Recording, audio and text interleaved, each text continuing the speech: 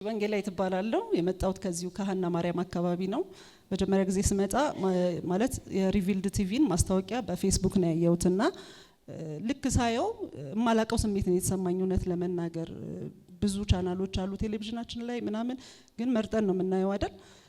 ልክ ፌስቡክ ላይ ሳየው ግን ማላቀው ደስታ ወረረኝ። ምክንያቱም ጥያቄ ውስጥ ነበርኩ። ጌታን በጣም ማምለክ ፈልጌ ማመስገን ፈልጌ ነበር። ላለፉት 9 ወራቶች የተለያዩ ነገሮች በህይወት ያልፈዋልና ግን በምስጋና ውስጥ ነበርኩ። ጌታን በጣም አመሰግነው ነበር። ሆኖም ህብረትን ፈልግ ነበርና ወደዚህ ስመጣ ጌታ ሆይ አስቀድሜ ጽድቁና መንግስቱን ፈልጋለሁኝ፣ ከዛ በኋላ ሌላው ነገር ይጨመርልኛል፣ ግን ላመሰግንህ ነው የምመጣው ነው ያልኩት። ጌታ በሚያውቀው ልክ እዚህ ስመጣ ማሚ እያጸለየች ነበረ እና እናመሰግነዋለን፣ ጌታን እናመሰግናለን። በ3 ቀን ነው በጌታ ፊት ሆኜ የመጣሁት ወደዚህ ቸርች ስመጣና በቃ ይሄው ባዶ ነኝ፣ ጌታ ሆይ ሙላኝ እያልኩ ነው የመጣሁት የእውነት።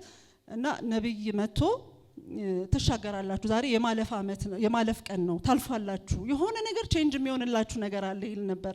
የማላቀው ኃይል ነው የወረረኝና ኦልሞስት እንዳልኳችሁ ለ9 ወር ያህል በምስጋና ውስጥ በሆንም ጌታ መፈለግ ትቻለው፣ መጸለይ፣ ቸርች መሄድ፣ ምክንያቱም ብዙ ነገሮች ሆነውብኛልና በጣም አዝኜ ነበር። ከዛች ቀን ጀምሮ ግን ላይፌ ተቀየረ። እውነት ጌታ በሚያውቀው መጸለይ፣ መጮ፣ አሁን በፊቱ ሆኜ መነሳት እስከማልችል ድረስ ነው ያ ክብር ያገኘኝ። ክብር ለጌታ ይሁን።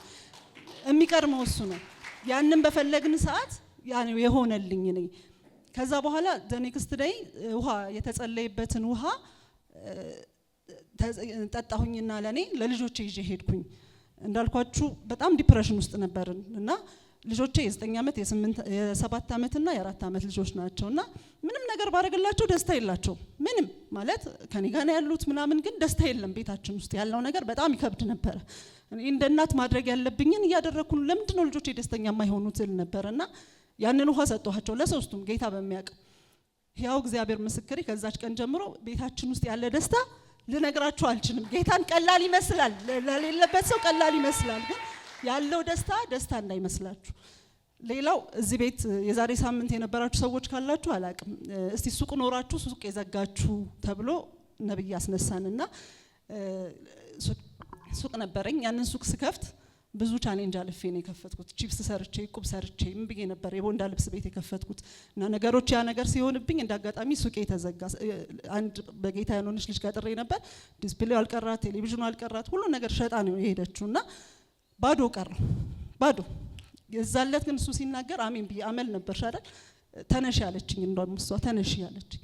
ከዛ በቃ መስኪኝ እንደሚሆን ነው አምኜ የወጣሁት እና ለ3 ወር ያህል ያልጠየቁት ደላላ የለም። ቤት ፍለጋ ሱቅ ልከፍት ማለት ነው። አንድ ቦታም አለ የሚለኝ የለም። ያው እግዚአብሔር ምስክሬ፣ የዛች ቀማታ የሀገር ደላላ ነው የደወለው። የእውነት ሱቅ ተገኝ አማርጬ፣ ከዛ በኋላ ገና ትናንትና ነው የወሰንኩት። ክብር ለጌታ ይሁን። እዚህ ቤት ያለው ቅባት ቀላል ቅባት እንዳይመስላችሁ። የእውነት ኑና ተጠቀሙ። ከዚህ ሁሉ ከሆነልኝ በላይ እኔ ለመንፈሳዊ ህይወት የሆነልኝ ነገር በልጦብኛል። በቃ ማለት መውጣት እስከማልችል ድረስ በመጣው ቁጥር እየተናጠኩ ነው የሚሄደው። ነብይ የሰራዊት ጌታ እግዚአብሔር እንዲልሻል ብሎኝ አያውቅም። ታውቃለህ? አታውቅም። ግን በሚናገራት ነገር በእያንዳንዷ ነገር እናጠቃለሁ። ማክሰኞ ለመምጣቴም ይቆጨኛል ስለማልችል ነው እንጂና ኑና ተጠቀሙ። እዚህ ቤት የእግዚአብሔር ክብር አለ። የእውነት ነው የምላችሁ። ኑ የእግዚአብሔርን ነገር ኢየሱስ እዚህ ቤት አይለመድም። ያየሁት ነገር ይሄንን ነው። እዚህ ቤት ሁሌ አዲስ ነው ኢየሱስ። ሁሌ ቅባቱ አለ፣ ሁሌ መንፈሱ አለ። ኑ ተጠቀሙበት። የእውነት ጌታ ቅርብ ነው። በዚህ ቤት ጌታ አለ። ጌታን አመስግኑልኝ።